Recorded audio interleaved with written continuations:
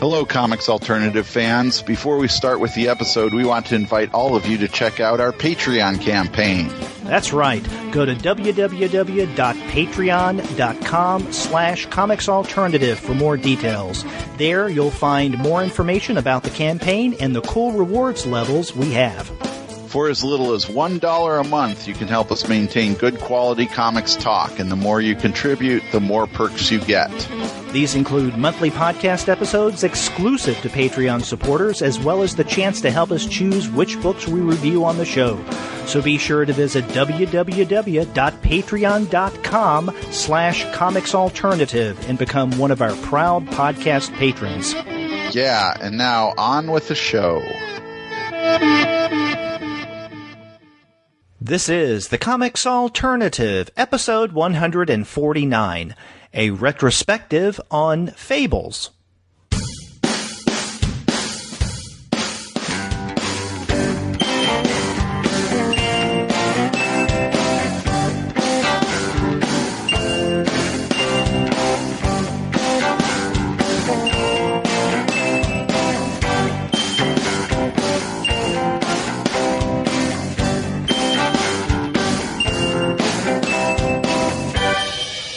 Hello, and welcome to another episode of The Comics Alternative. I'm Derek.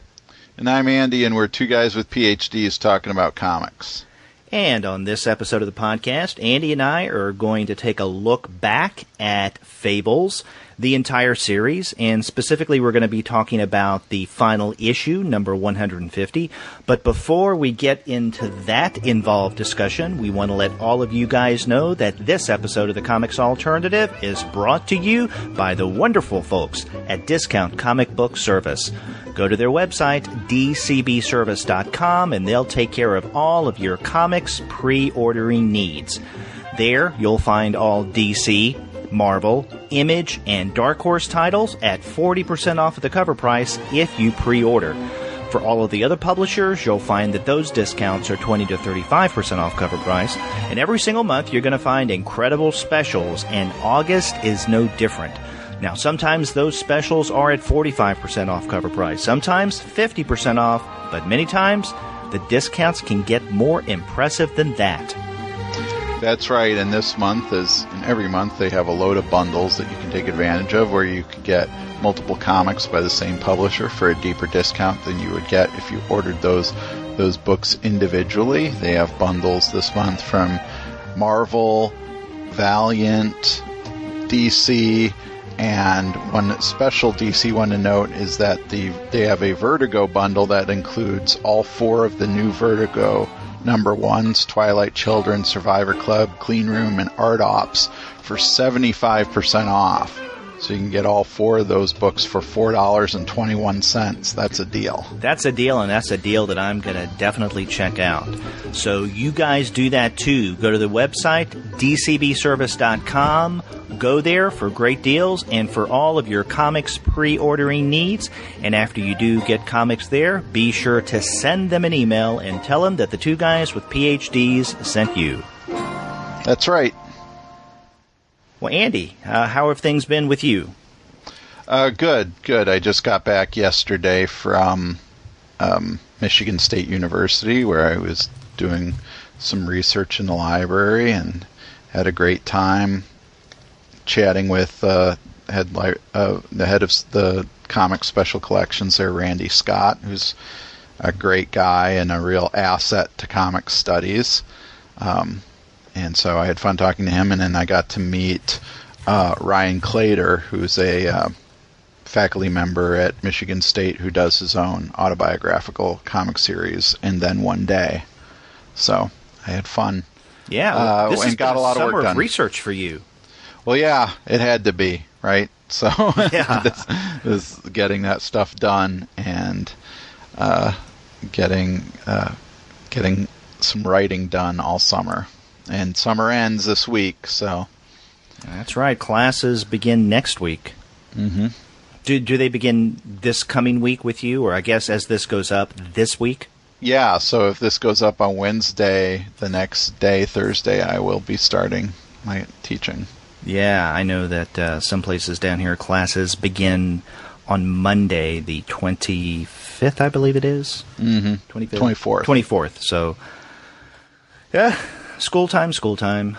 But you and I are going to be talking about Fables and giving our own little kind of education, I guess. Yeah. So you want to get into that? Yep, let's start.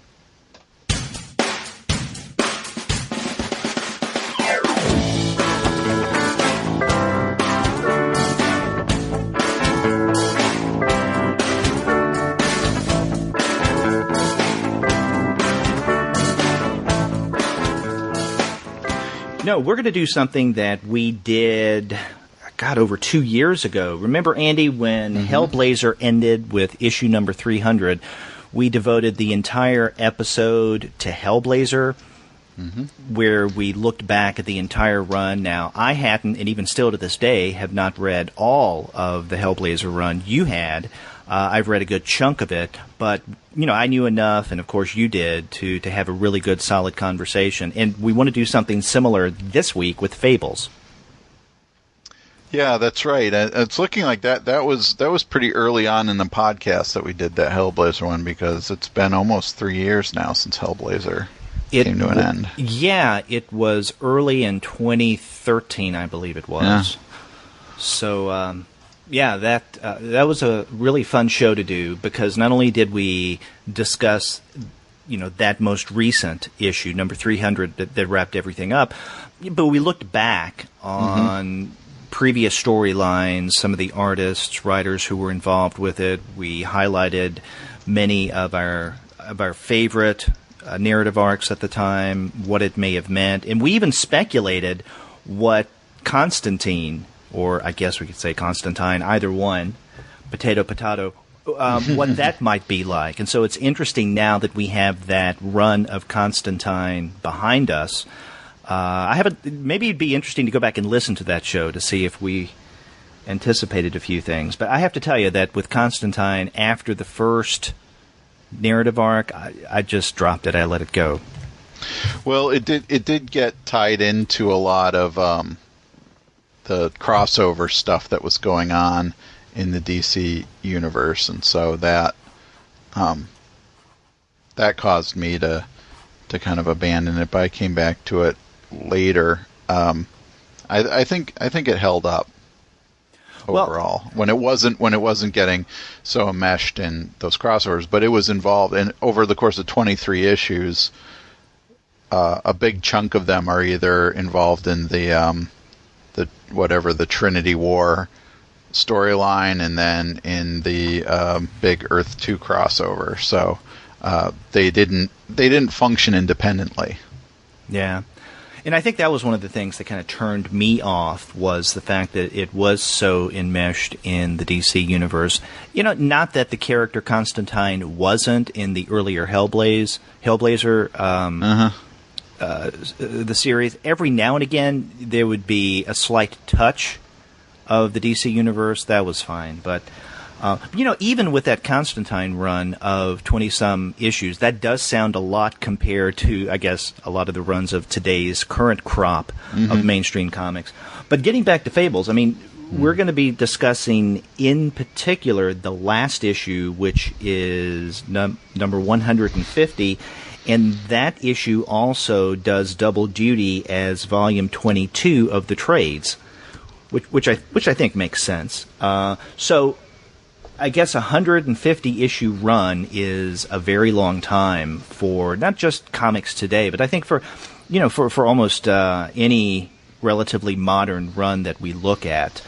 This has been going on since 2002. Yeah, that's right. And if you think about Vertigo series too, even the longer running Vertigo series only go about 60 to 75 issues at the most. Exactly. So Fables at least doubled that, and then if you add on all of the other Fables related series, Jack of Fables, Fairest, and so on, you've got a big chunk stories. Of comics. Yeah, exactly. Yeah. Cinderella. I forgot about Cinderella. Yeah, and it's its own narrative world. So there's that. Now, we should say that for this episode, you will probably hear some spoilers because in addition to us talking about the series as a whole, we do want to look closely at issue number 150 or volume 22, depending on what you want to call it. That's called Farewell, appropriately enough. And I don't think there's any way for us to discuss that without giving away some kind of spoiler or spoilers. So if you have not yet read the very last installment of the Fables series, not A Wolf Among Us, okay? That's different, and we can discuss that. But for the regular Fables series, if you haven't read this yet and you're a fan of Fables, you may want to pocket this episode and listen to it later after you have wrapped up your Fables reading. Yeah, that's right. Yeah. But now, Andy, when did you start reading Fables? Let me think. I didn't get on with issue number 1, but I bought the first trade when it came out about, the first year into Fables, and I think the very first I managed to, for some reason, get like issues 10 and 11 or something like that. At one point, someone gave them to me, and those issues were enough to get me interested in wanting to read it from the beginning. So then I read it pretty much entirely in trades from that point on. So it wasn't that long after the start of the series that you got into it. Right. Yeah, I think it took me a little longer to get into it. I knew of it, but I just didn't get around to reading it until a former student of mine introduced me to the series, and she was singing its praises, and so I thought, okay, I got to check this out. And I guess this was around late 2004, maybe into 2005. But so I didn't pick up right when it started or even in that first year, but I did begin at the beginning. In other words, I didn't start with, let's say, the Mean Season narrative arc, but I went right to the very beginning and read from Exile, or Legends and Exiles, which is what that first trade was called, all the way to the end, ultimately. So it really was a great experience, especially my initial introduction, because by that point when I started, I think there were already 4 or 5 trades already out, or at least those narrative arcs were out, because I would read it in single issues. I never got the trades. Now, I do have the deluxe editions that are out, and we're only up to 10 right now, but I would get the individual issues once I discovered it and started to read the series. So that first chunk where I read the first 4 narrative arcs, one right after another, was a great reading experience. And then, for the most part, I've kept up ever since. There have been times where I've let about a month or two go and then play catch-up. But it's almost it's one of those titles that I'll always privilege if I have several issues and I say, okay, which one do I read now? Fables is one that I usually pick up before I pick up others. Now, right now, I guess Saga has that title in my reading list, and where I usually rank them. Because if I have several issues of a comic single issues that I want to read, and if Saga is one of them, I'm probably going to read that first and then read others. But it had been for the longest time Fables. I usually organize my reading. If I'm not reading alphabetically, which is more or less what I often do, I will put the things I want to read the most last. Okay. Not first, so I think that says something about each of our personalities. I'm not exactly sure what. I'm a delayed gratification kind of guy. Okay. Yeah. You're the eat dessert first guy. Yeah, maybe so. But the thing about Fables, not only is it dessert, but it's also quite a bit of substance. Yeah. Nutritionally balanced, I think we could say. Now, do you want to begin discussing the series as a whole, or you want to plunge right into the last issue? Well, I guess we should have mapped that out before we started. Well, in discussing and thinking about the series as a whole, I kind of divide Fables into in the main Fables series, not talking about Jack of Fables or Fairest or Cinderella or any of the other spin-offs, into really two parts, maybe three. The first part being basically the first 75 issues, which comprises the battle with the adversary. Right. And then the second 75 issues, though not all of that deals with the battle with the Dark Man, who becomes the second villain that they face, though most of it does. There probably is the kind of third narrative in that last half of the series that would be maybe something more about the conflict between Snow White and Rose Red. I agree. I think I look at it as divided into three distinct parts. Although I can see the argument for two. The adversary, Geppetto, which takes up the first half or more, and then there's the Mr. Dark or the Dark Man. But even that story with the Dark Man fades out around issue 107. For me, the three parts, there's the adversary, which takes us all the way up to, I guess those first 75 issues, and then the Mr. Dark phase, because there you have another very tangible villain, right? And that lasts up until, I think, issue 107. And then the last part, and I think a good part of that last chunk, which, if we're looking at the trades, that includes Inherit the Wind, Cubs in Toyland, Snow White, Camelot, Happily Ever After, and of course now Farewell, the very last one. Only part of that deal, and a good part of it, deals with the rivalry between Snow White and Rose Red. But there are other things in there that really play a big part of the storyline as well. There's the Inherit the Wind, but I think even more important is Cubs in Toyland.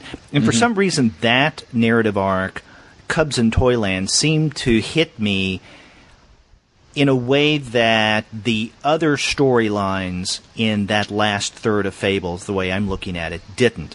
Even the very last stories, the rivalry between Snow and Rose. Yeah, it took me a long time to finish reading Cubs in Toyland. And then to decide if I wanted to pick up reading the rest of the series or not. Because while there have been some dark moments in Fable series, that Cubs in Toyland is probably one of the darkest, most depressing storylines that Fables covered. I agree, yeah. And maybe that's the reason why I liked it. And I think that's one of the reasons why I respect Bill Willingham and his work on Fables as a whole, in that he never shied away from killing off a character if the narrative called for it. And a great example of that would be Boy Blue. In terms of killing him off and refusing to bring him back, although you could say the same thing with Prince Charming.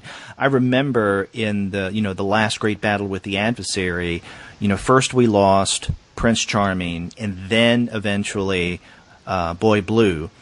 And there were even teases in the early part of those storylines that maybe they'll come back. And of course, you had Stinky, or Brock Braveheart, as he liked to be called, predicting that Blue would come back someday. So he was their great religious figure, their savior, and so of course he would come back. And and this in many ways is kind of a commentary on mainstream comics. Is you can't have heroes die and never come back. Well, in Fables, you can. Well, yeah, I think that I respected that. That was an interesting thing. I mean, you could even go back to Bluebeard as a character who, dies very early on in the series, but is still, someone who could potentially come back. And Willingham had planted within the rules of the story world and the rules of Fables that someone could come back if they were popular enough of a character in the Mundy world. Exactly. They could have they could be either harder to kill or they could resurrect. So that and that was an issue also that came up quite a bit in the Jack of Fables series as well. And so I fully expected, especially at the end, when I was reading, the last few trades, and Snow's first husband, what's his name? The one of the main villains at the end of the series. Oh, Brandish. Yeah, Brandish. Prince Brandish, yeah. When Prince Brandish comes, I fully expected that was a point where we were going to see the resurrection of Prince Charming. Right, because he's a swordsman, an expert swordsman, and right. Brandish basically defined himself that way. Right. Again, spoilers. That doesn't happen. So I thought that was very interesting that despite that rule being in place in the Fables world, we really don't see it get implemented at all. Yeah. Now, okay, a couple things there I want to respond to is, the first off, I like that you pointed out the fact that with this whole idea of characters coming back, at times in the main Fables run, as well as Jack of Fables, there's the implication that with some characters, like Jack himself, who are very, very popular, they're going to be difficult to kill off, and even if they do die, they're going to relatively quickly come back because they're so popular in the Mundy world, and that says something about the way that characters live in the amount of attention they get in terms of our stories, the way that we read them, the way that we share them with one another. And I think I like that because that's what makes Fables one of the many things that made it an enjoyable series is that kind of metafictional element to it. Now, I do think that Jack of Fables was a much more self-conscious title than Fables ever was, to the point that that may have annoyed some readers. It never did me. I liked that, and I mourned when Jack of Fables ended. But I like that metafictional, you may even want to call it postmodern. Sometimes that may or may not work in describing Fables, but I like that. At the same time, or the other thing I wanted to mention there is that in terms of characters coming back, in this last issue, we actually do get to see both Prince Charming and Blue, and the way that Willingham works this, I don't think he cheats at all, but he shows us these characters in different realms. Because at one point, in the very end of toward the very end of the series, Bigby this is before, I guess, the final installment, Farewell. But Bigby is in some kind of in-between world. He's dead but not dead. And there he meets up with Blue. And Blue tells him that he's off to someplace, he doesn't know where, and he's just learning what's going on himself, so he doesn't have any answers. So I don't think that's an easy out, the way that Willingham had Blue describe his ignorance. Hey, he didn't know what was going on. But we did get to see him nonetheless. And I think we had something different, but I guess somewhat similar going on in Farewell, because in issue number 150, or Trade 22, the first half of it, I guess, is the main storyline where we have the conclusion of the Fable series. But then we have a series of last stories, like the last Pinocchio story, the last Geppetto story, the last Lake story, the last Christmas story, so on and so forth. And we do get Prince Charming, and we see him briefly. He's working for the Resistance against whom? Aladdin, who was a fellow warrior and friend of his. We don't get a lot of detail about that story. We don't even know exactly where Charming is. And I think it may be some kind of similar nether region between world spaces. And I really like that. But I'm glad that Willingham brought back Charming for this very last issue. Right, right. And so in the in one of the in one of those Fables worlds, and we see some hint that there is in a lot of these last so and so stories that there is some major conflict that ends up coming up in the future. Mm-hmm.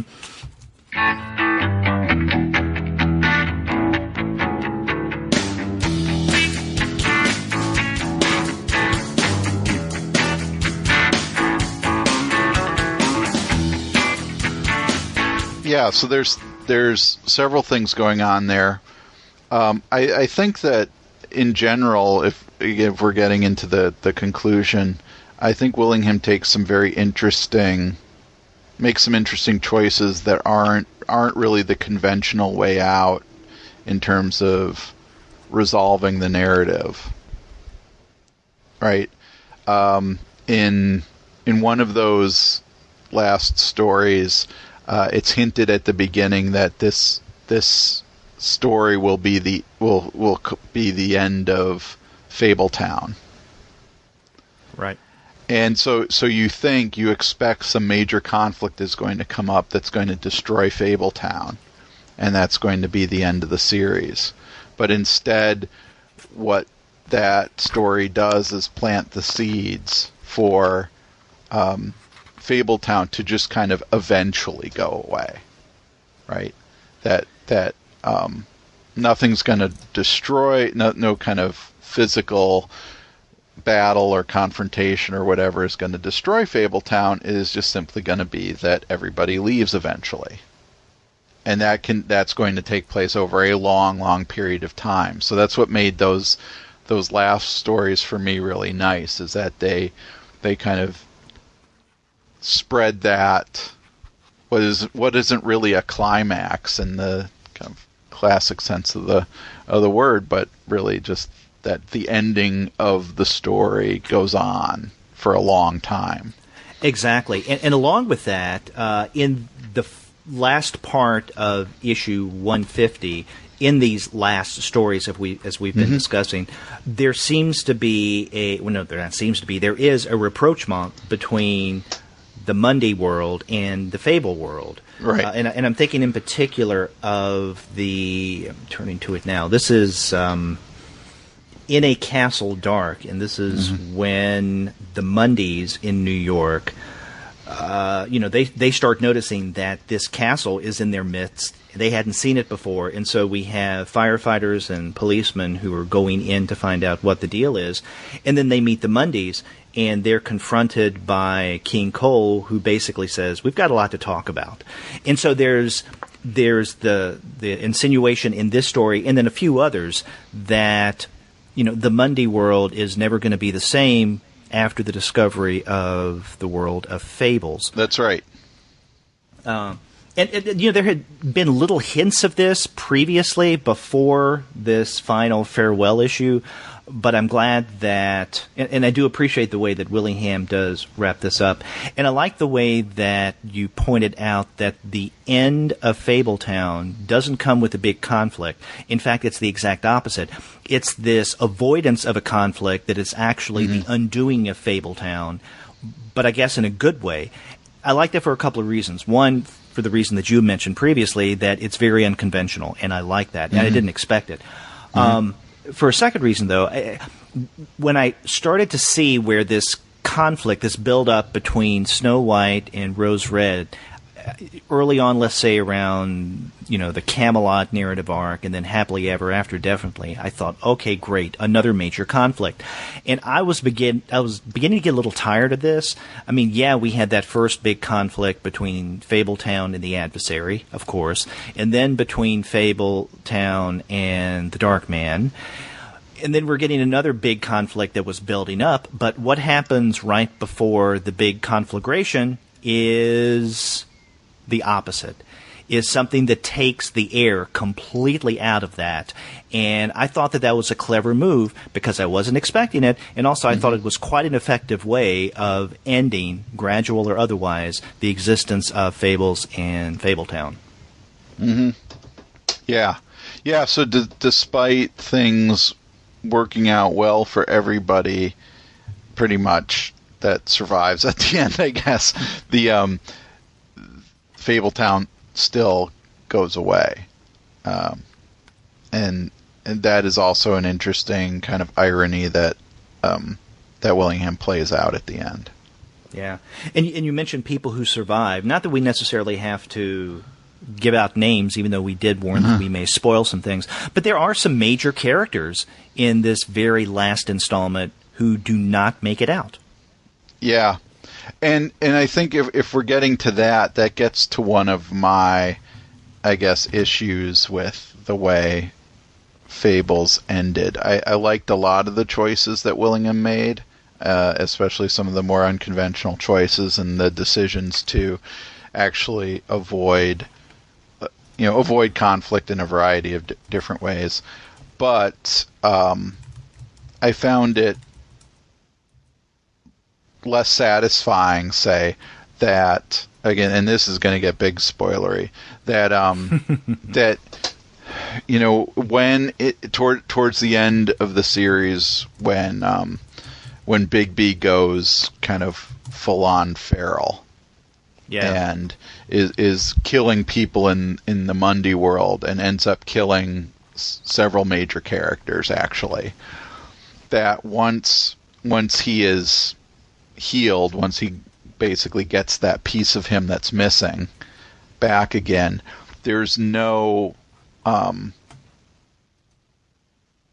there are no consequences for him, right? Yeah, you're right. For having killed all these people. And even if he is, he has the defense that, a piece of him was missing, he was being manipulated by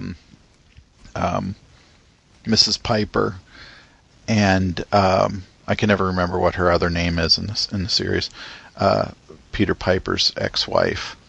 Oh, no, Spratt.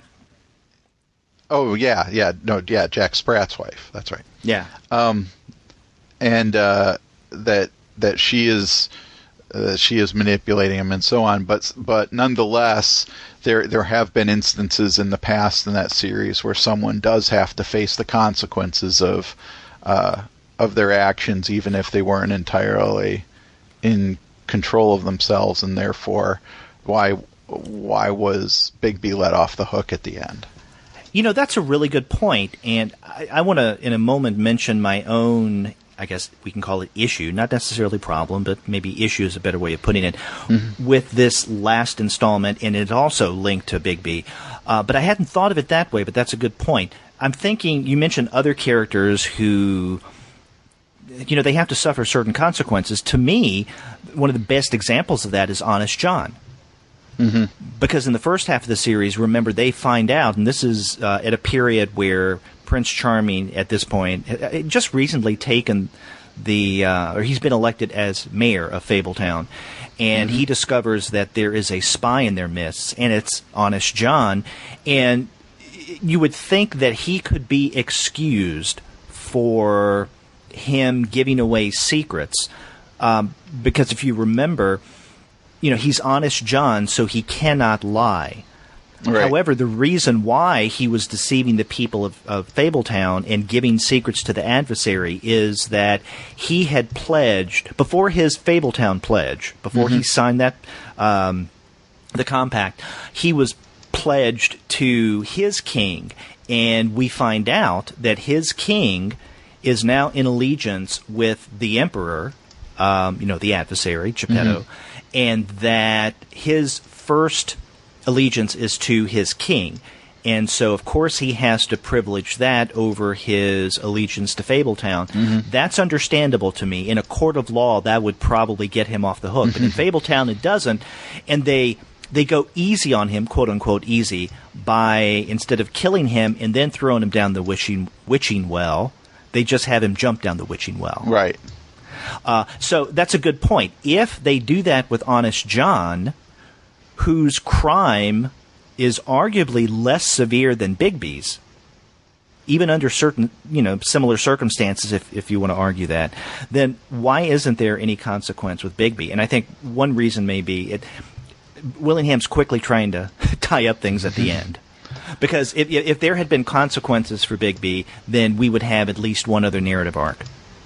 Oh, I don't, I don't know about that. I mean, at the very least, because there's a lot of things that are hinted at in those later stories, and there's a lot of retrospective narration that comes in from Snow and Bigby's kids as well. Ambrose, who's the writer. Yeah, exactly. Yeah. And so Ambrose could have hinted at something. He could have said something about, his father's fate. At any given point in that without, I mean, there are Ambrose especially hints at so many other stories that are out there between the ending of the conflict between Snow White and Rose Red and everything else that there could have been just even a throwaway mention to reveal that there is a story out there. That is a good point, and I think that would have been a way to condense things in a way where we could have some kind of consequence for Bigby doing what he does, even though he wasn't himself, so to speak. But I don't know. It seems that Bigby is such a central character, and he has been from the beginning, that I would think that Willingham would want to play out his story as completely as possible in the series, throughout the series run, and not leave anything hanging or hinted at like that. Although it could have worked. I agree. Now, my issue with this last issue, and not only Farewell, but I guess the last 2 or 3 narrative arcs, or several in Bigby, is it's kind of like the old argument about Superman. If Superman becomes so powerful, then what's the point? If he can do anything, he becomes like a godlike figure, and he can wipe out almost anyone. So what is the point of having some kind of major adversary? I felt somewhat similar with Bigby, and just as occasionally the writers of Superman have kind of toned down his powers, I wish that by the end of this series we had a more toned down Bigby, because after a while it seemed like he was all-powerful. I mean, you mentioned him killing a number of prominent Fables in this last battle. Okay, that's fine. I have no problem with major characters getting killed, as I mentioned earlier. But it just seemed to me that he was invincible, and almost invincible. That I had a problem with, especially when you contrast what was going on in the final run of Fables proper with what's been happening in this digital first series, The Wolf Among Us, Fables, The Wolf Among Us. Have you been reading that? No, not at all. Okay. Now, I think it's pretty good. I like it. One of the things that it does, and this is why I'm bringing it up, we see a Bigby who is fallible, who is not all-powerful. Now, the story in The Wolf Among Us takes place before Fables #1. That time begins. So this is in some ways kind of a prequel. It's not a necessary prequel to Fables, the series proper, but it does take place in the days before Fables #1 begins. So we do see an early Bigby before his relationship with Snow is established. Although there are hints that he is in love with her and he's taken by her, and he can't get her scent out of his nose no matter what he does, which is why he smokes, or one of the reasons why he smokes. Yeah. But we see in The Wolf Among Us a Bigby who can get the crap beat out of him every now and again by certain characters, and I like that Bigby. I like a powerful Bigby, but one that's not too powerful for his britches, so to speak. And so you have The Wolf Among Us going on at about the same time you have this final incarnation of the Fables proper Bigby, and they don't seem to be the same character in terms of their vulnerability. Yeah. Yeah, that's a good point, and I think that issue of his invincibility, and also ends up making the resolution to that, the Bigby kind of going crazy and killing people and Fables. The way that resolves itself was I think, a little too easy and problematic for me. You know, that that he is able to control himself. Once he's confronted with the possibility of killing his wife and children, even before he gets the missing piece of himself back, he's able to stop himself. Yeah. So if that has always been a possibility, why wasn't it just, why wasn't that solution done earlier, before he started killing a whole bunch of major characters? Yeah. So that, that for me was a bit of a misstep. And I think in general, if I look back at, we started this conversation by looking at the series as a whole.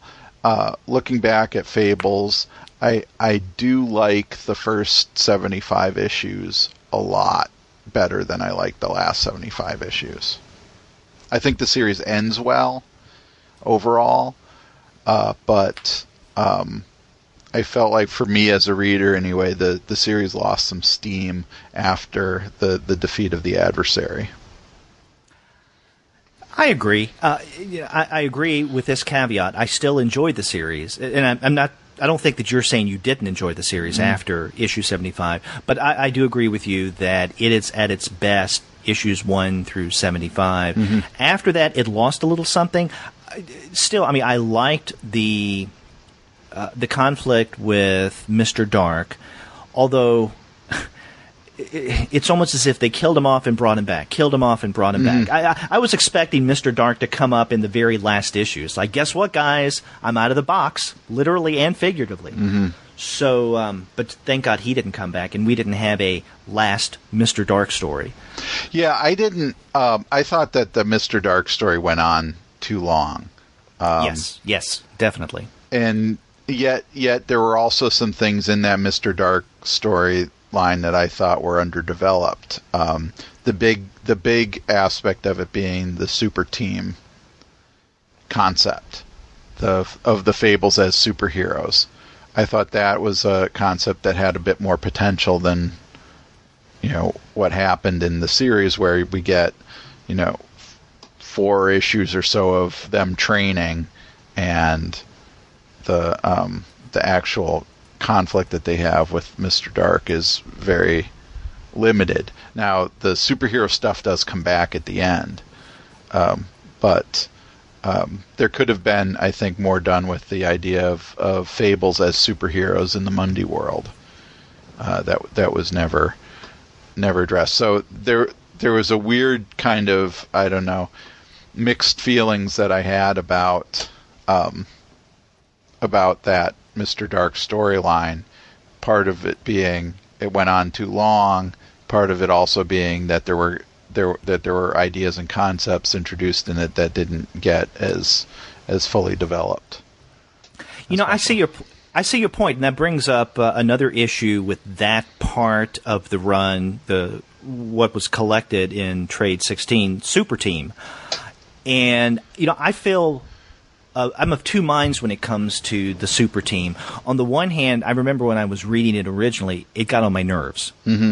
I thought it was a joke that was good for that first issue, maybe 2 of that arc, but then it kind of played itself out after that. And the joke was that, we know that Pinocchio really loves comic books. Right. He, along with Fly and Blue, would always get their weekly comics. And I like that Willingham brought that up throughout the series, mm-hmm. that they, were close friends, they would get comics, and they were big comic fans, especially Pinocchio. And so the joke is that Pinocchio, who knows his comics and knows how to build a fighting team, a super team, that we have to listen to him. You have to have costumes, you have to have this kind of character, you have to have another kind of representative character, so on and so forth. And I thought that as a joke lost steam after the first issue or issue and a half. On the other hand, my other mind is more in line with what you said. There was some potential there to really play up, almost again in a metafictional way, or a self-aware manner, the fact that Fables are a kind of superhero with maybe a smaller S and maybe 2 words instead of 1. in the Mundy world, and they didn't do enough with that. So yeah, I agree with you on that. Yeah. So, I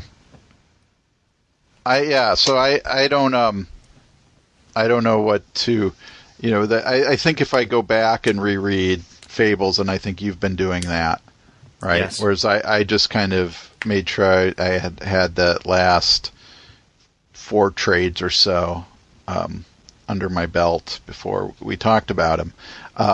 If I go back, I think that I will probably, if I ever reread the series again, would just maybe stop at the end of issue 75, rather than go through the rest of the stuff, because I just, I overall enjoy the series, that last half was less satisfying for me than the first half.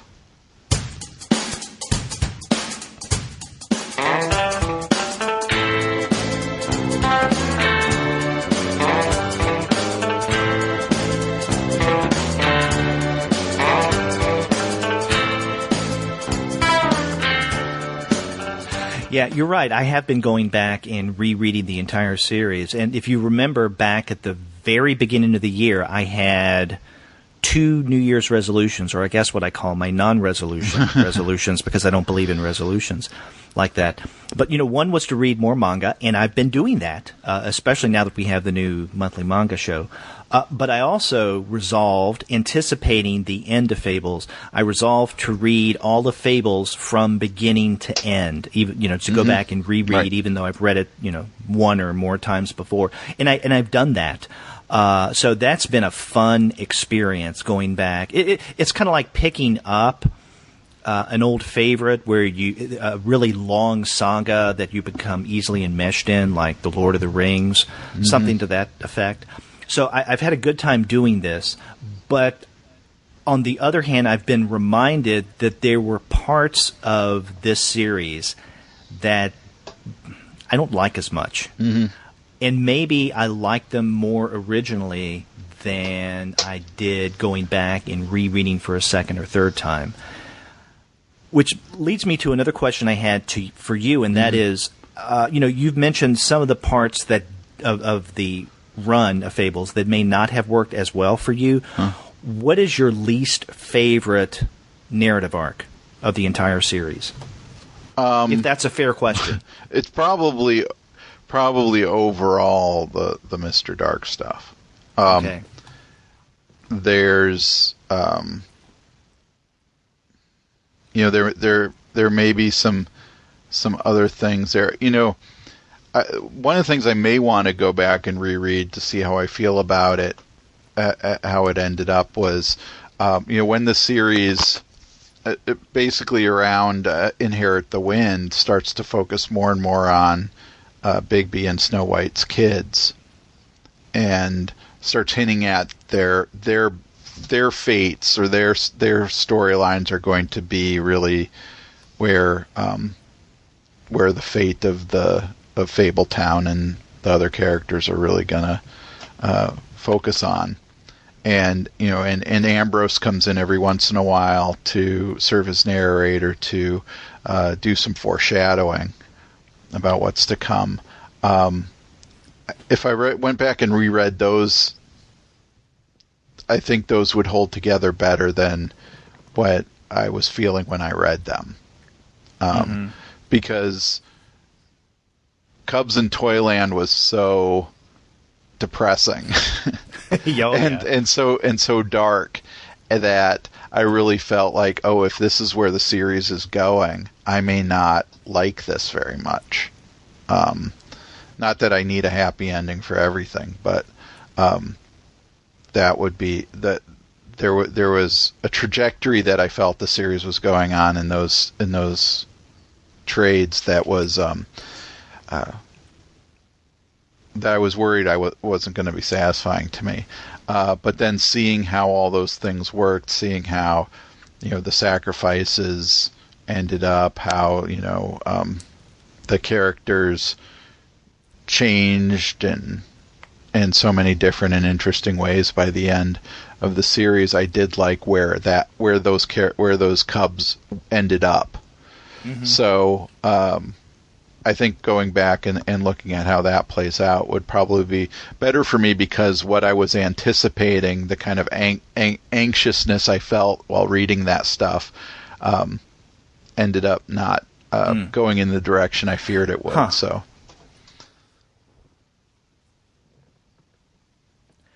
it's interesting because in going back and rereading everything, I'm able to see, as you usually do when you read something for a second, third, fourth time, the bits and pieces come together in ways that you couldn't during the first time that you read it. Yeah. And, the first time that I was reading this series, I didn't pay as close attention to that meeting between Ambrose and Ozma. Yeah. Where Ozma gives him a prophecy about where the 7 kids of Bigby and Snow, what happens to them. Right. But that becomes more prominent in the final stories of the series, to where you can see what Willingham was doing. And, not just with this instance, but going back and looking at the entire series as a whole, if you go back and reread it, I mean, you can just see how well crafted the entire series is, and how Willingham had planted seeds of something early on.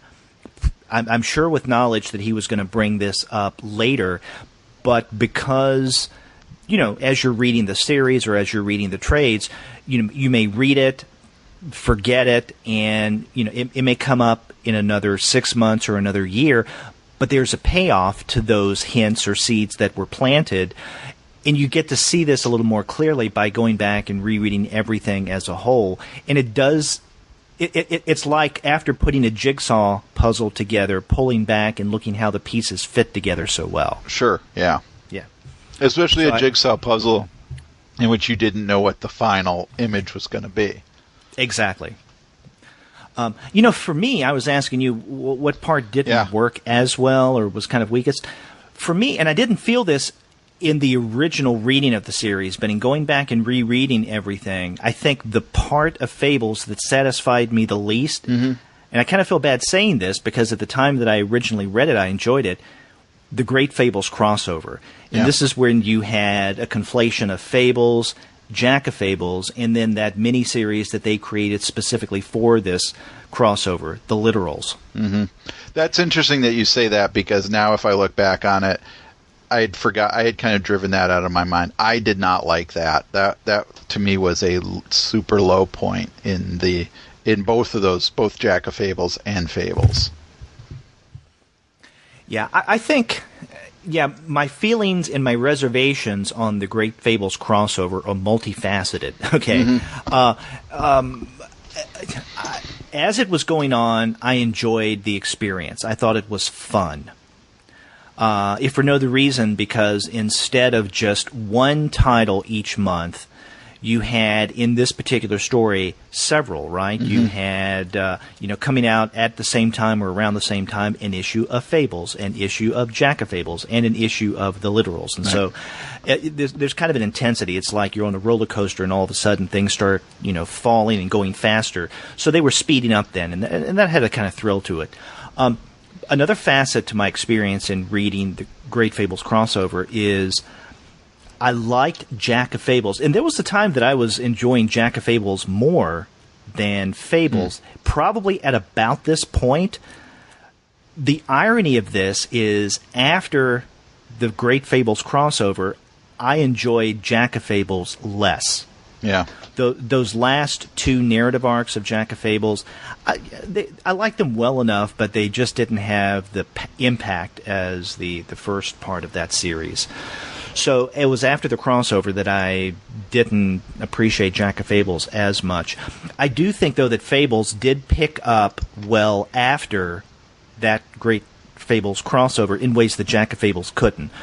Another feeling of mine around that time of the Great Fables crossover is maybe it was ill-timed, because remember, this comes right after that final conflict with the adversary. Fabletown wins, and then we get the first hints of Mr. Dark. Right. That actually comes up in the trade, The Dark Ages. And then right after that begins, oh, by the way, guys, we have the Great Fables crossover. And I think the contrast between the levity of the crossover and the darkness of the Mr. Dark, or the Dark Man, as a character being introduced into the world of Fables, was a little too stark a contrast for me, and it didn't seem to fit well. That I would probably agree with that. I think what some of the things you're pointing out there are really interesting. For me, where the Great Fables crossover didn't work is in this. I think that Fables is a series that really benefits significantly from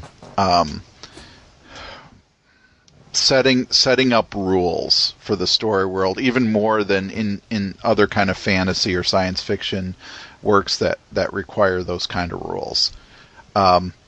And I felt like the rules in the Great Fables crossover just didn't work. Characters like the literals, and those characters that represent kind of literary concepts, I guess, like the pathetic fallacy and so on. That those things just really, really didn't work. To give an example, and for me in that series was was when they're battling the genres, and one of the genres is the blockbuster. Oh, yeah. Now, blockbuster is not a genre. A blockbuster is just a movie that makes an enormous amount of money that could be any kind of genre. It could be a wide variety of different genres. So that may sound like nitpicking, but it was part of a kind of larger feeling I got that if you follow the kind of logical path that Willingham and Sturgis, since they were collaborating on that series together, were following, it just didn't work for me. Yeah, I'm the same way. I think that the genres is... I mean, if we're looking for the lowest of the low point in Fables, and I hate putting it that way, because I think even at its lowest point, it is much better than most other comics out there, at least for me. I just really enjoyed Fables so much. It was the genres, the literals in that sense. And I don't think you're being unkind in describing it that way. I would go so far as to say that with the genres, it was sloppy writing. Yeah. They didn't think things out, and it doesn't work in the way that you point out that Fables works really well, and that is setting up a world where the fantastic happens, but in a very intricate way where there are certain rules. And with the literals, specifically the genres, it's like they just said, Sturgis and Willingham, okay, well, let's just let loose and do whatever the hell we want without any links to what we've been writing before, for these years previous in terms of Fables. And if that's what they wanted to do, then fine. In fact, in the latest deluxe edition, which is actually the Great Fables crossover, so it collects those issues of Fables, the literals, and Jack of Fables. Willingham and I think Sturgis write at some point, either the intro or the outro, that they know that this is not one of the fan favorites. Oh yeah, when it comes to Fables, but they had a good time doing it, and God bless them if they had a good time doing it, then no problem. It's just as a reader, that's the point that it had me rolling my eyes more than anything. And it's not just the blockbuster, and you're right about that, but also the other genres were just annoying as hell, especially comedy. Yeah, that's true. I think we've hit on a lot of negative stuff. What kept you going in the series? And because 150 issues is a long time, as you mentioned earlier, especially these days. And so what kept you on the series for that time? I think first and foremost, and that's a great question, first and foremost, it was the storyline or the storylines that kept me coming back. I think that the writing was just outstanding, and it'll be a long time before we see something on this level again. I mean, I hope not, but this is one of those series that once it ends, it's going to take a lot. They've really raised the bar here. So it's that kept me coming back. Unlikely characters, or maybe characters that aren't as prominent, or maybe I'm not expected to like, that became some of my favorites. I was a big fan of Prince Charming. Yes, he was a scoundrel, or is a scoundrel in the series. Yes, he is unlikable in a variety of different ways. But I think that his unlikability made him a much more interesting character than some of the very likable characters that became fan favorites or reader favorites. So he was one of those characters that I always appreciated. In a different way, a character that became prominent in the last half of the series, but I wish they had done something more with, although I can see where they pulled back at times, and that is Fly, or Prince Ambrose. And I'm reminded of that in looking through this final issue, 150, and I don't think we have page numbers here, but this is not quite halfway through.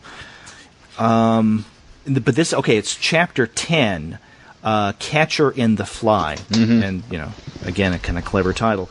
And at this point, Briar Rose is talking with Fly about choosing sides. Everybody's at the point that they're trying to choose sides. Is it going to be Snow? Is it going to be Rose? With Briar Rose, what she's doing is she's getting the hell out of Dodge, so to speak, so she doesn't get involved in this, and she won't have to take sides. And we get this 2-page spread with Fly where he says, I probably have the power to create such an army instantly. I've never tested it, but it's possible. And then we see in this 2-page spread this really dark and nasty looking representation of King Ambrose and what he can become. And there were one or two other occasions in the series that hinted at the potential dark side of Ambrose, King Ambrose, not the kid Ambrose, who's named after Fly. I like that, and I think that the teasing of Fly / King Ambrose throughout, especially the last half of the series, I really appreciated. What they did with Haven, and how I think it was another way of giving the series life after the Great Adversary.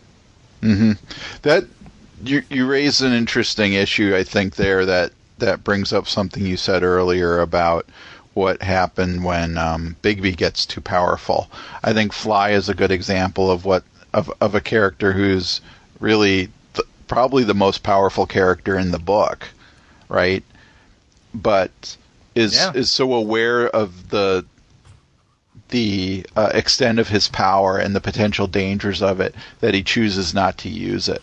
So what do you do with a character who is that powerful? With Bigby, we talked about some of the problems that got raised with the level of power and indestructibility he had. With Fly, it's a different story. It's a very interesting look at a character who is, who Willingham made more powerful than anybody else in the series, and yet also made him aware of what the potential dangers of that power is. And so his story basically is how he chooses not to use his power no matter how tempting it is. Well, what about you? What kept you coming back, especially after the first 75 issues? Like I had said before, I would say that I read the last half of this series in real fits and starts. I would often get the trade and then just set it aside and not read it. So I was at some points reading 2 or 3 trades all at in one kind of sitting. And I definitely did that at the end. I hadn't read, what was it? I hadn't read the Snow White collection before Farewell came out. So that was basically four trades that I had to catch up on. Oh, and preparing for the show? Yeah. Well, no, yeah. I mean, I did this a while before we've been talking about doing this show for a while, so. Yeah. But I decided, I better get through those. And so there were points in which I had kind of, I guess, given up. And then when it was revealed, really, that 150 would be the last issue, then I decided, well, I don't have that much further to go. Let me get through this. And I have to say, I do like those last four trades. And that really is marking the point, pretty much, I think, right after Cubs and Toyland, right? Isn't Cubs and Toyland 18? Yeah. And then you have, in terms of the trade, Snow White and Camelot, then Happily Ever After, and then the final Farewell. Mm-hmm. So, and significantly enough, these last four trades come after the Darkman saga.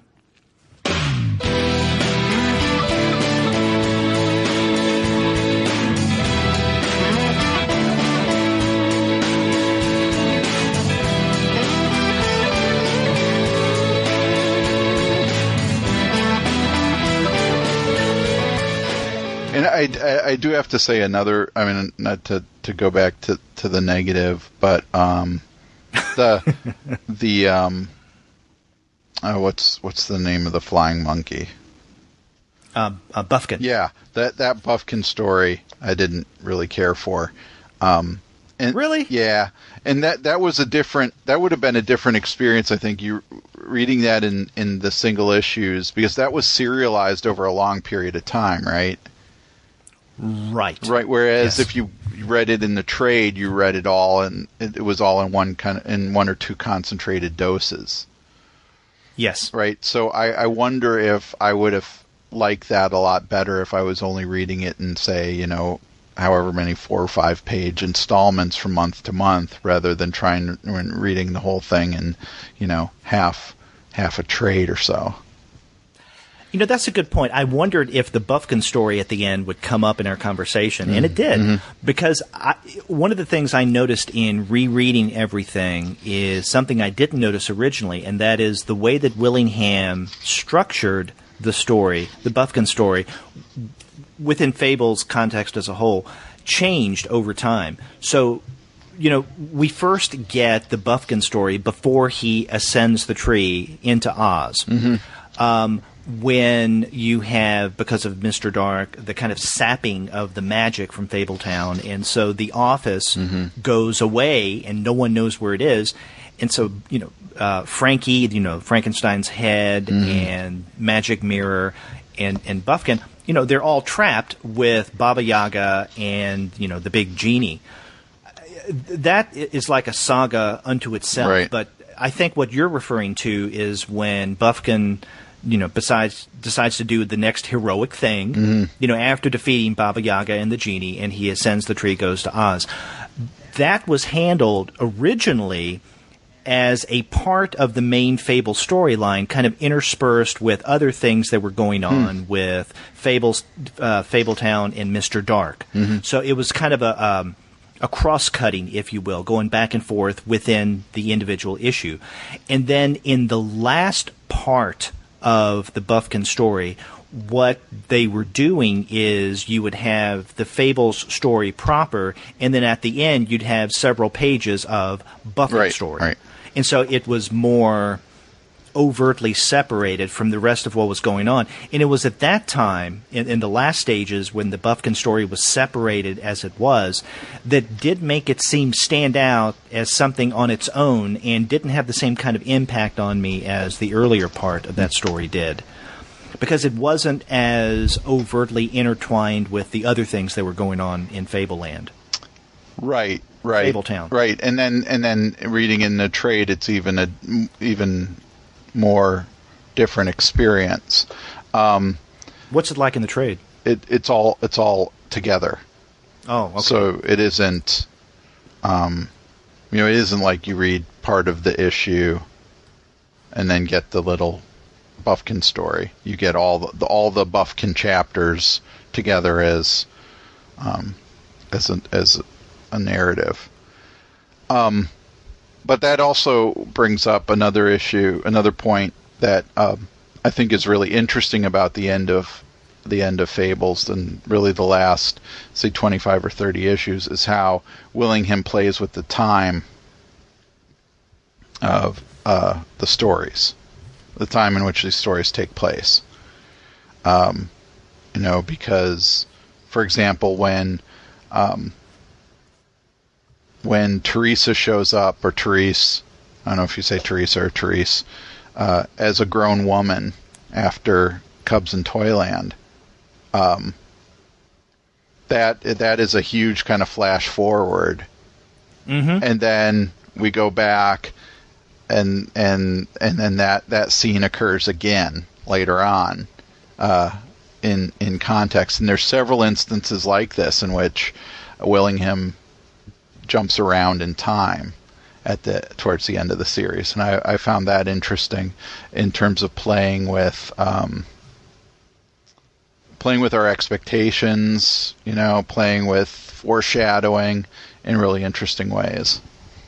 Oh, exactly. I like that as well, and two instances of that come immediately into mind. And one of those is getting back to Buffkin, because with the Buffkin story, we would have, and Willingham would overtly point out at the beginning of each, let's say, cross-cutting section, when we were being told the story of what was happening with the Fables and Fableland in light of Mr. Dark, then it would start off with today or right now. But when there was a cut back to Buffkin's story, it was always, several days or several weeks previous.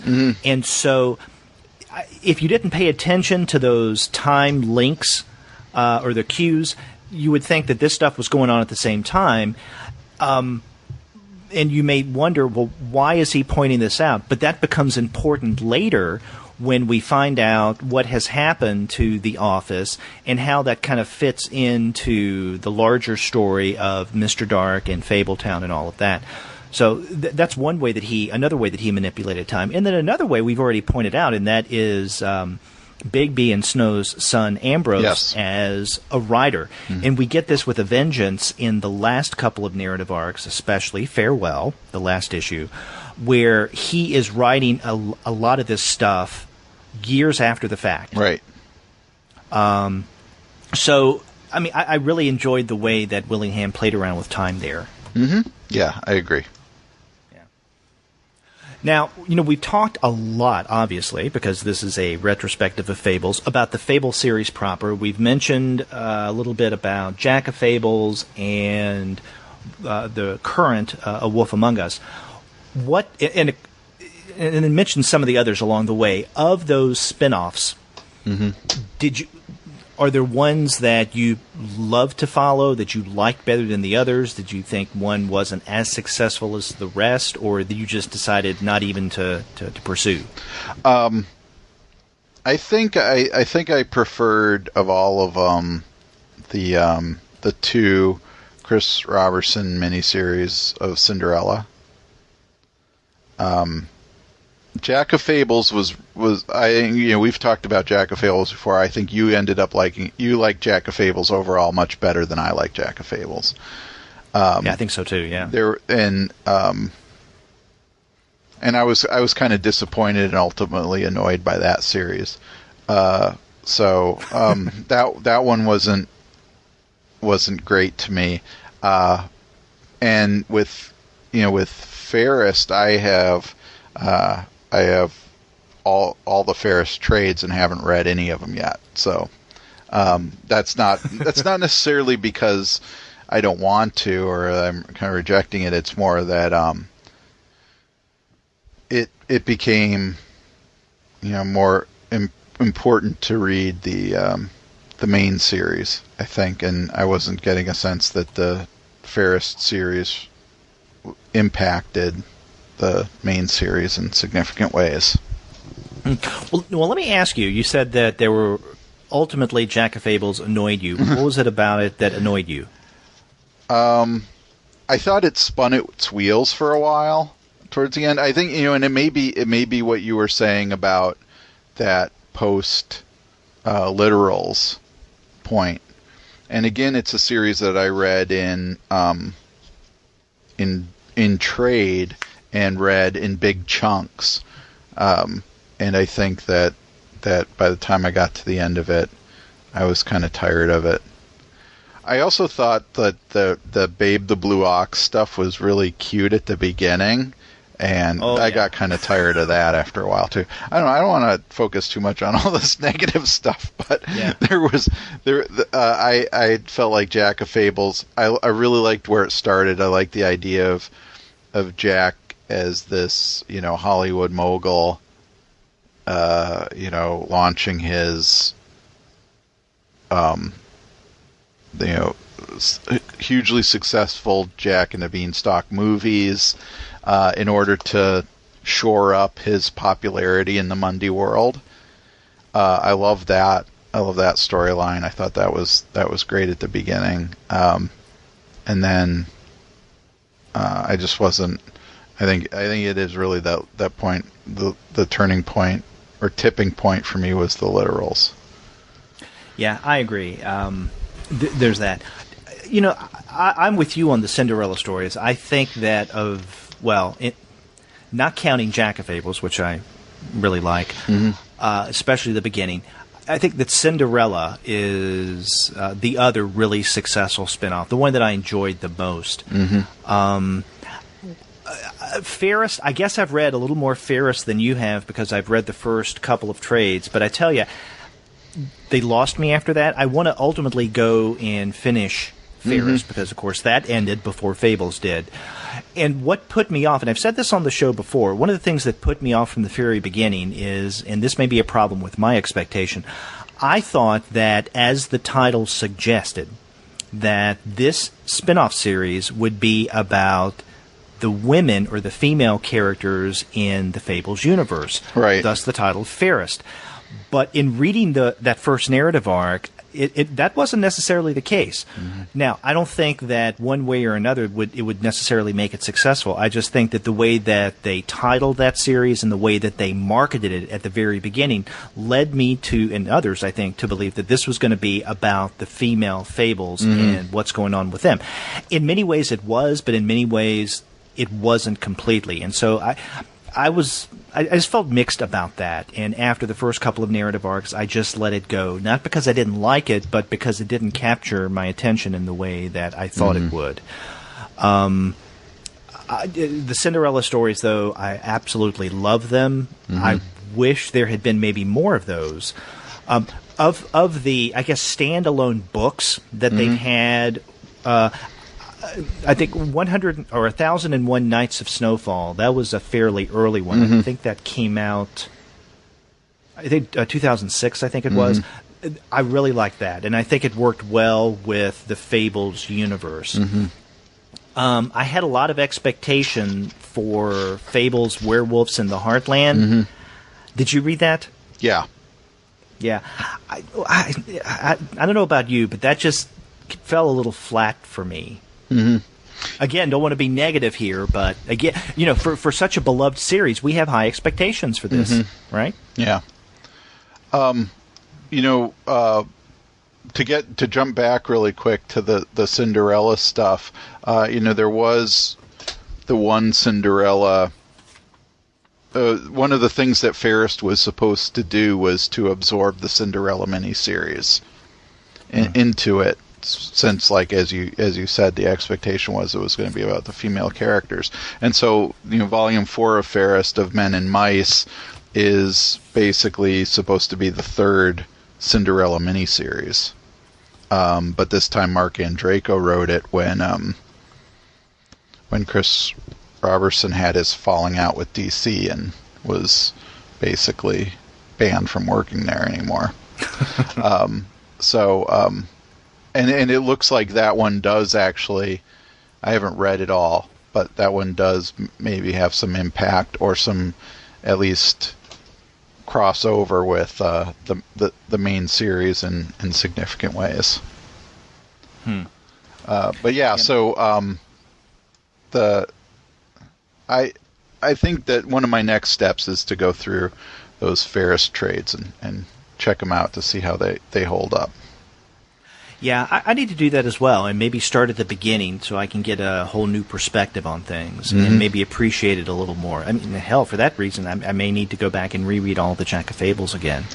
I mentioned The Wolf Among Us. I do like that title. I remember when it was announced, I didn't feel as positive about it because I thought, okay, we're going to have the end of Fables, but they're not going to let it just end. We're going to have this digital first series, and I was a little disappointed, but then once I started to read it, and now I keep up with it weekly, I'm not as disappointed. I mean, I think that it's a pretty good standalone and supplement to within the Fables universe, so I think that's a pretty good story.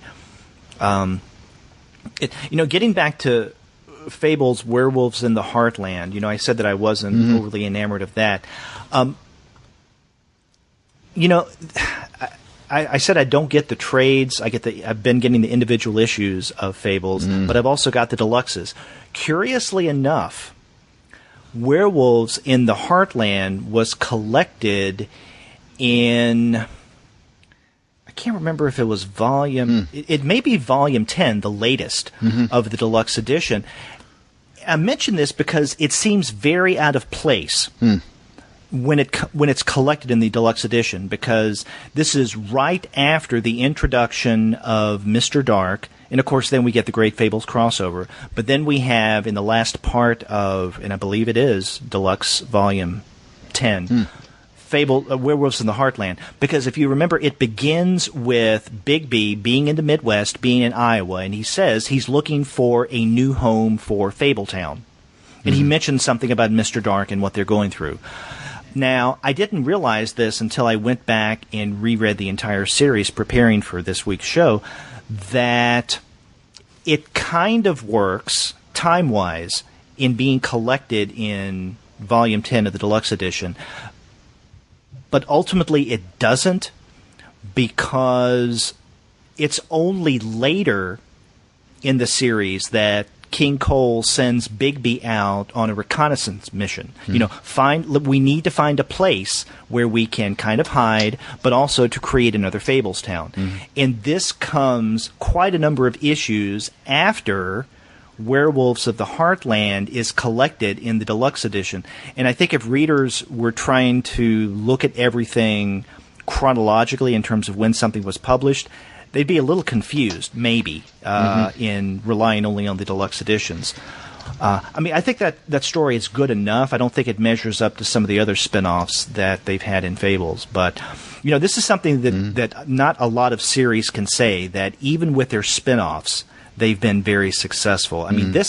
We may only have 150 issues of Fables, but man, if you add everything up, that's a big-ass world. Yeah, and that the ending of Fables hints at so many other possible stories. There could easily be a return of Fables years from now. One of the things about Werewolves in the Heartland I did want to mention that probably was one of the disappointments for me with it was that I really like Craig Hamilton's art, and we don't see him do sequential art all that much anymore. And I really wish he had done the whole thing. I think is it Jim Fern? I don't have that book in front of me. Is it Jim Fern who fills in? It's Fern, yeah. Their art styles are so different that I don't feel like it. The comic doesn't gel on a visual level for me the way I wish it would.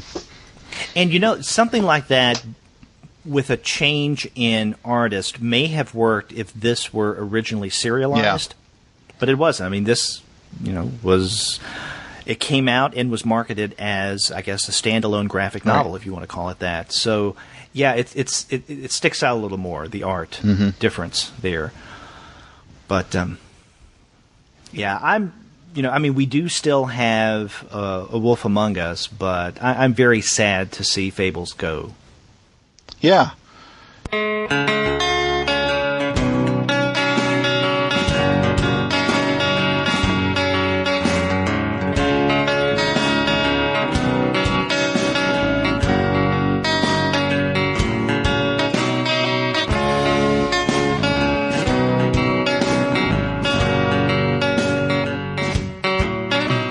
Yeah, and one of the questions that we've brought up on the show, and I've seen others bring up as well, is what's going to happen to Vertigo post Fables, and we do see, we're starting to see now some of the new series that are being developed out of Vertigo, and where it may be heading, but there doesn't seem to be right now the kind of tentpole series that you can launch a bunch of spin-offs of the way Fables works. And so I'm curious to see where Vertigo goes as a result of Fables leaving. But also, one of the things you mentioned too about there being 150 issues of Fables so far, or 150 issues in the main series and all these other issues, is that are we ever even going to see another series out of Vertigo, or maybe even somewhere else? Besides Walking Dead probably being the exception, that does what Fables does, that goes as long as Fables goes, but also builds a world in which so much other stuff can come out of it. Yeah. I don't know. I don't know if we'll see anything like this again with Vertigo, because Vertigo seems to be even foregoing the shorter long series. I don't think we're going to find series like, let's say, Why the Last Man or Preacher, that those were about 60 issues, and how long did Unwritten go for? The Unwritten, I think that wasn't that 60 issues. Well, if not that, it was around that. So I think that was the last one. But the thing about the Unwritten, that was another one of those series that went long. Not as long as Fables, but it really didn't have the kind of spin-off potential that Fables has. At one point I thought that maybe Hinterkind would be the series that could not be the next Unwritten, or even definitely not the next Fables, but at least something closely approximating this, or most closely approximating that of anything else that they were doing. But now we don't have that anymore. Yeah, and with Fables too, you had a series. One of the other things I'm thinking about in terms of could this happen again, you had a series that had an incredibly stable sales through most of its run. They weren't often stellar, but by Vertigo standards, it was, unless there was some kind of very special Vertigo publication like like Neil Gaiman's Return to Sandman or something like that. Fables was always consistently the highest selling Vertigo series by a long shot. Especially the trade. Well, I'm not even talking about the trades yet. That is another story. But that if you look at single issue sales, for the most part, Fables was towards the end it went below 5 figures, but Fables was the only one that was consistently selling over 10,000 copies, which isn't even a huge amount to begin with. In single issues. Yeah, then you add the trades, and you've got a whole nother level of success for that series.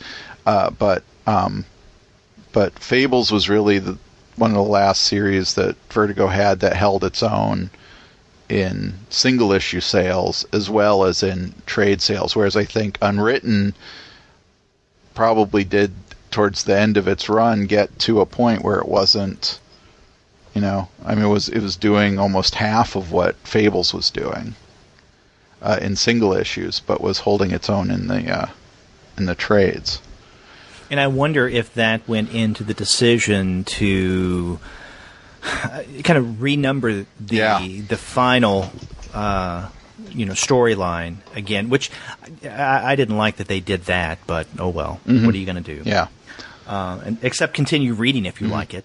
Yeah, but and we have, I guess, one Vertigo series we don't talk that much about is American Vampire, which probably does have that potential as well. I don't know what the end point of American Vampire is going to be, but that's also a series that is started over from number 1.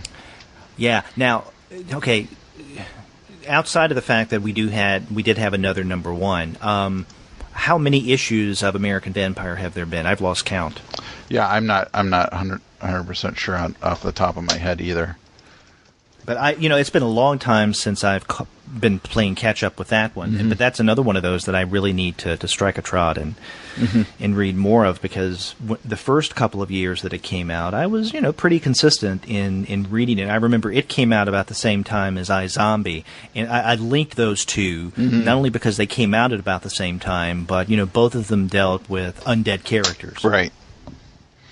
Right. So the Volume 1 of American Vampire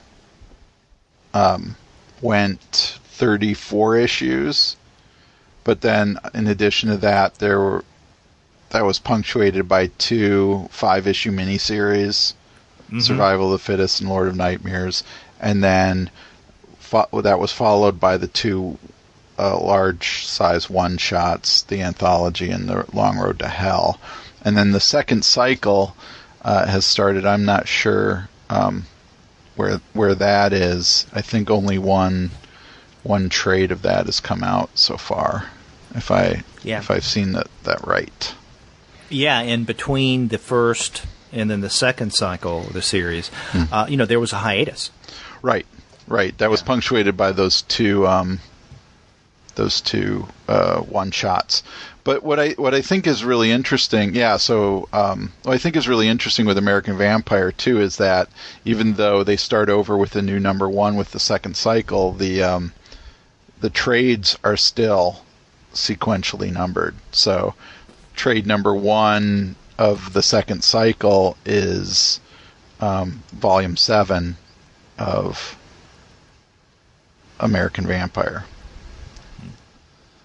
So anyway, I can't remember if that series is gone.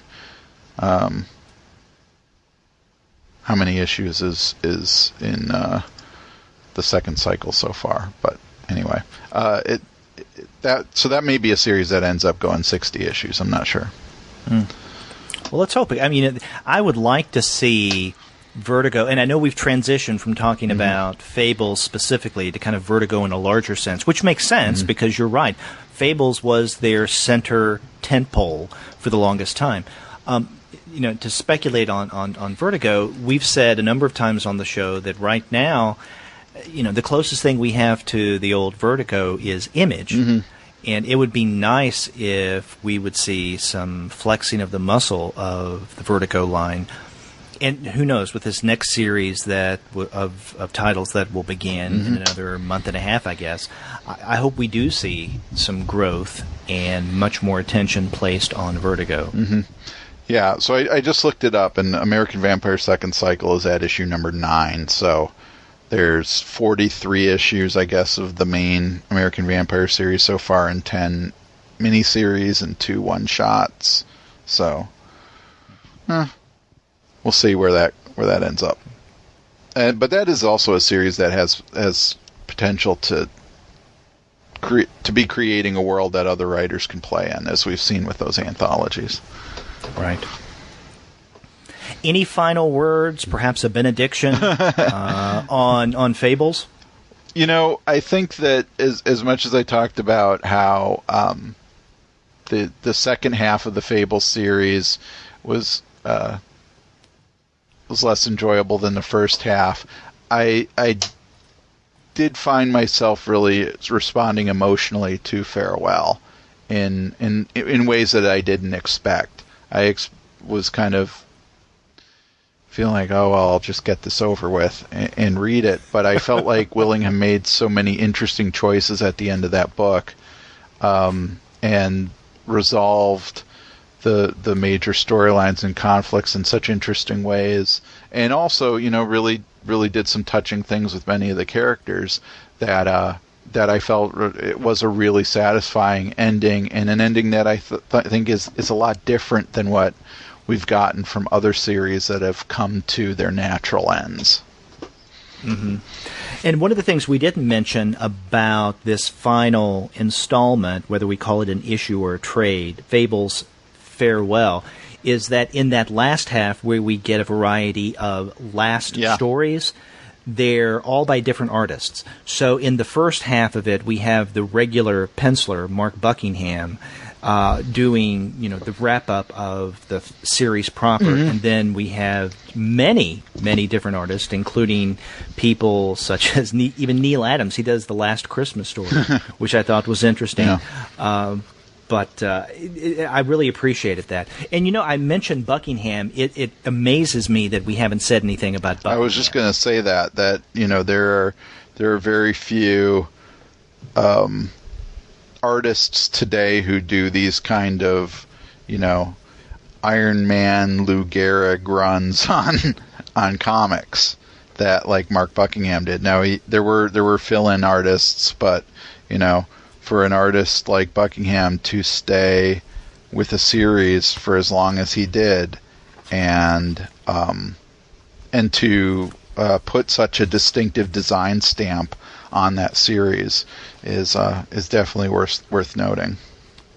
It is, and I think fans of the series, especially if they started later, they may think that Buckingham had been there from the beginning. Right. But, if you go back to the first narrative arc, it was Lan Medina who was the main penciler, and Mark Buckingham was the one who filled in. But then he became the regular. Mm-hmm. But I think that he, as much, maybe even more, depending on how you look at it, than Bill Willingham, became the distinctive feature of Fables, because you can't think of Fables without thinking of Buckingham's art. Yeah, and it's beautiful art. I think there's a lot of that is definitely contributing to the success that that Buckingham created a design style for this series that's unique to the series, especially in the way he did those, the kind of borders on the sides of the pages to indicate changes in the plot, or which storylines were being followed at which times. And exactly. So another thing I realized in going back and rereading everything, not all at once, but at least not spreading out over years, reading time, is that this was a style of his that evolved over time. Right. That you can go back and look at those early issues, and you do not find those kind of borders there. Right. But then when you start to see it, they're not what we know of and what we see now in the most recent issues. They began to form and then change until they became the style that we see in his page layout now. But, along with Mark Buckingham, we should also point out that there are people who have been with Fables either from the beginning or almost the entire run. Steve Leialoha has been the inker throughout. Right. And then Todd Klein, I think, has been the letterer of every single Fables and Fables-related comic, spin-offs and otherwise, since the beginning. And so, these are the people who have been there throughout almost the entire run, if not the entire run. So it's not just Bill Willingham; it's these guys as well. And think about the covers as well. Oh God! Was it James Jean? The original. Yeah. Yeah, and then because I remember that was big news when he left. Right. And you can even get the one of those rare instances where they made a collection just of the covers. Mm-hmm. And now that you mention that, this is one of those series that has warranted its own encyclopedia. A couple of years ago, they came out with the Fables Encyclopedia, and this is something that Jess Nevins pulled together. And, of course, it has commentary by, Willingham as well as Buckingham. So when we talk about this being a big-ass narrative world, this is the kind of thing that you find. You find not only spin-off series, but also ancillary texts that are associated with the Fables series. Yeah, I think if you put it all together, you're probably looking at close to 250 total comics, 150 in the main series, and then you have Jack of Fables, Fairest, and the other miniseries, and so on. You get pretty close to 250. And growing, because we still have a Wolf Among Us. And who knows what the future will bring. There's a part of me that hopes that Willingham resists the temptation to do anything now with Fables other than a Wolf Among Us and just let that play out. However, I'm tempted to speculate on what a future Fables-related title, maybe a miniseries, might be. Yeah, I this would be a series that I wouldn't feel like Willingham was selling out if, every few years we got a hardcover graphic novel telling a story, because there are stories out there. I think Wolf Among Us is pointing out to how rich the pre-Legends in Exile world is of Fables that has only been really dipped into a few times. So I think, I would not be resistant to seeing other Fables work come out.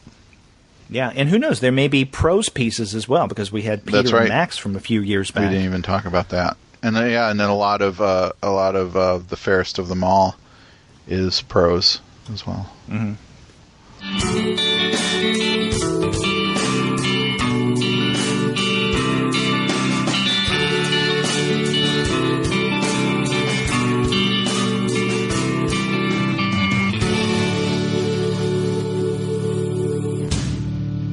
So this was a bittersweet episode of the Comics Alternative in that we're mourning the passing, so to speak, of Fables, but at the same time we're, remembering a series that meant a lot to both of us and also, I'm sure, to many, if not most, of our listeners out there. And, if you aren't familiar with the Fables world, if you've dabbled into it a little bit here and there, then I hope that this episode has, minus the potential spoilers we gave, has provided some kind of fuel and interest to where you can go out there, maybe start at the beginning and find out what all this hubbub is about. And in fact, if you go to the website of our sponsor's sister company, InStockTrades.com, and do a search on Fables, you'll find that you can find all the Fable trades as well as their hardcovers and deluxe editions for whopping savings. And in fact, I'm looking at the trades right now, and they're all 45% off cover price. So for instance, if you wanted to get Fables Volume 13, the Great Fables crossover, something that we highly recommend. Seriously, it's still a fun story. Instead of paying $17.99, you can get it for $9.89 at In-Stock Trades. The aforementioned Fables Encyclopedia, 45% off, so you can get it instead of $39.99, $21.99. So great savings from In-Stock Trades as well as their sister company or the main sponsor of the Comics Alternative, DCBService.com. After you do get your Fable comics there, get in touch with us and let us know what you think of the series and how you felt we looked back as, in reverence and also in criticism of Fables. You can contact us by going to the website, comicsalternative.com, and on the right-hand side of your browser, you should see a tab that says Send Voicemail. Click on that, and from the comfort of your own desktop or mobile device, you can send us a message easily enough through the wonders of SpeakPipe. Or if you want to call us the old-fashioned way, our phone number is 415-3-COMICS. That's 415-326-6427. That's right. Or you can get a hold of us by email. We are two guys at comicsalternative.com. Or you can get a hold of us individually. I'm Andy at comicsalternative.com. And I'm Derek at comicsalternative.com. You can also find us on Twitter, where we have our Twitter feed where we announce new content to our podcast as well as updates to the blog. You can check our Twitter feed at the number 2 guys with PhDs. That's right. You can also find us on Facebook, on Tumblr, on Instagram, on Google+, and on Pinterest. We even have a YouTube channel, so if you consume your podcasts via YouTube, hey, you can do that now. You can subscribe to the podcast through iTunes. You can stream us on Stitcher. You can also find us on TuneIn. And you can find every single one of our episodes, as well as our reviews and the comics-related commentary that we post on the blog. And that's at our website, comicsalternative.com. That's right. All the ways to find out what we're doing and get a hold of us and let us know how we're doing. That's right. I've had a good time talking about Fables. Yeah, well, we've talked about it before, and this probably won't be the last time we talk about it. That's true, but we devoted an entire episode to that, so we hope that you guys have enjoyed listening to me and Andy discuss Fables. Let us know what you think of this show. And until we hear from you, take care. I'm Derek. And I'm Andy. See ya.